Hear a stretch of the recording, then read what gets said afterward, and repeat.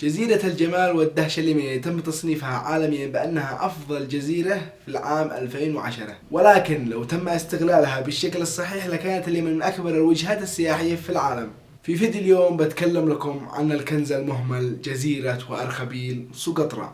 وقبل ما نبدأ عزيزي المشاهد سوي لايك واشترك في القناة إذا ما كنتش مشترك وفعل زر الجرس عشان يوصلك كل جديد، ويلا نبدأ.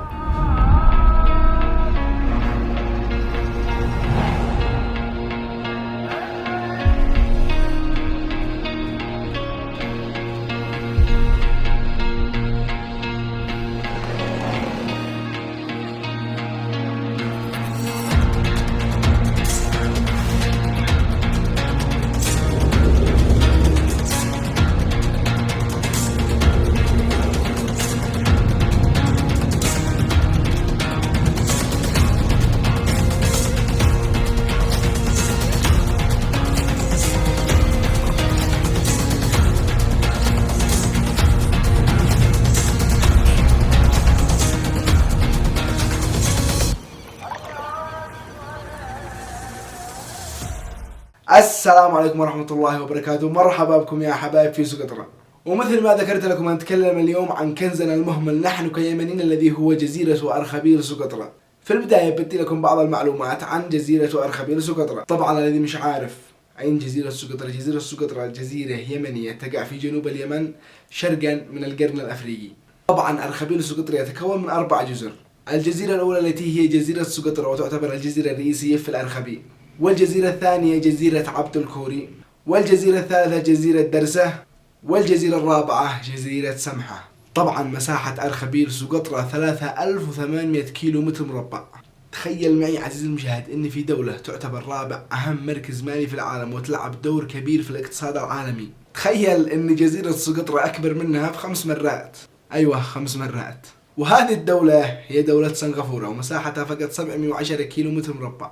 جزيرة سقطرى لأهميتها العالية تعتبر مطمع لكثير من الدول، وقد تم احتلالها من عدة دول: البرتغال وبريطانيا ومؤخرا وإلى الآن من الإمارات. عدد سكان الأرخبيل يصل إلى 100,000 نسمة. طبعا فيديو اليوم كل التخيلات. تخيل معي عزيزي المشاهد أن جزيرة سقطرى تنمو عليها نباتات وأشجار نادرة، وعدد 270 نوع غير موجودة في العالم فقط موجودة في سقطرى.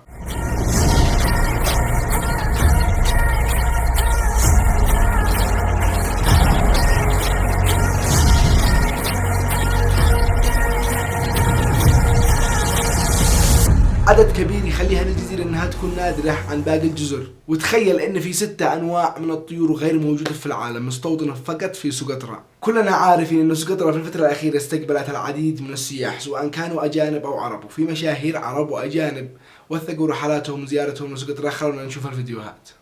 لأول مرة في حياتي حبيت أقضي رأس السنة في وجهة مميزة، وبداية 2022 قررت أقضيها في أجمل جزيرة في اليمن، جزيرة سقطرى بين اليمن.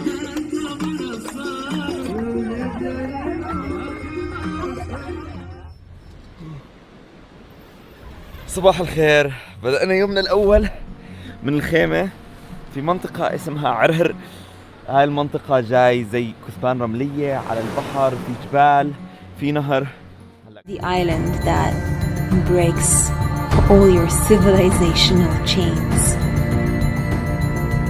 The one that sets you free. The one that makes you feel so wild again. My heart and soul to it. To its prehistoric wilderness. The soaring, untouched heights. The dancing waves of the ocean that surround it. The fury of the winds. شيء جميل عندما يصل جمال بلادك وتميزها إلى العالم.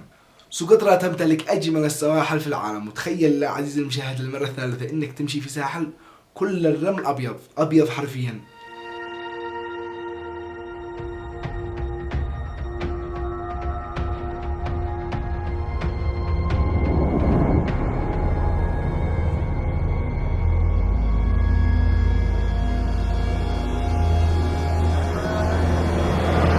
والله ترى انها حاجة خرافية واتمنى ازورها اليوم قبل بكرة. اللي قالك انها ليش ما تم استغلالها مثل باقي الدول سنغافورة ودول اخرى. فات اليمن كانت من اغنى الدول في العالم واكبر وجهة سياحية عالمية. اذا كان العالم والسياح بيتكلموا انه ما تمش استغلال جزيرتنا احنا، فمن استغلها يعني ننتظر للاجنبي. على أنها قد تكون جنة عدن المذكورة في الكتاب المقدس، وهي أكبر جزيرة عربية على الإطلاق، لكن للأسف ما تم استغلالها بالشكل الصحيح. اليوم اللي أتمنى بشدة إنه سقطرى تكون من أكبر الجزر في العالم في السياحة والنهضة، وهذا ما يتمش بدون لازم إحنا نبني جزيرتنا ونبني بلادنا. ولكن يبقى السؤال الأهم، ليش إحنا يمنيين من الصعب جدا إننا نسافر جزيرة سقطرى؟